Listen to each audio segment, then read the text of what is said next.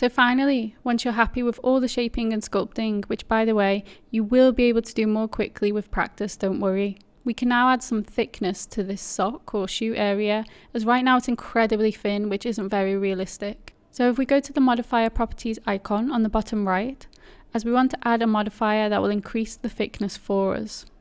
So if we click on add a modifier and find the modifier called solidify, that should already make a difference to your model in the viewport. If we click on viewport shading by clicking on the third sphere on the top right, this will remove my random colors.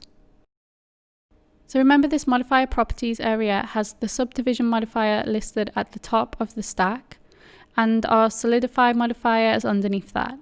You can minimize the modifiers so you can view them more clearly by clicking this small arrow to condense them.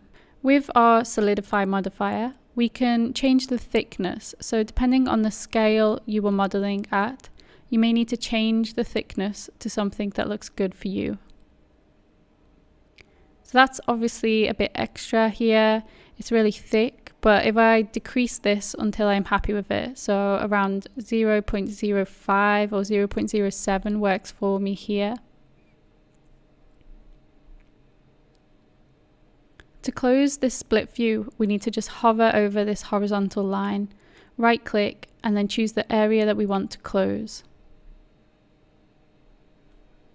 Now, the final thing that we want to do, so we're nearly there, we want to add a color to the sock area, so we want to make it black. And to do that, we need to be in object mode. Select the sock area and go into material properties.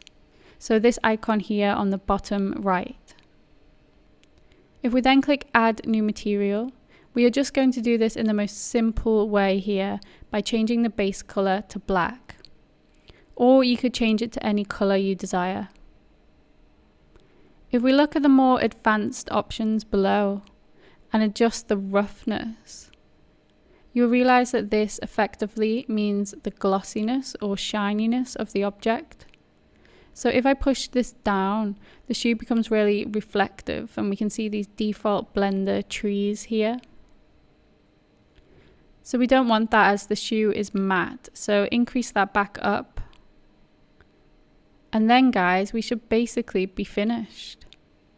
You can render that image up by going to render and render image, but check out my other videos on tips for rendering high quality images and animations. Keep checking back for more content too, as I'll be releasing more cool projects hoping to help you guys build great portfolios.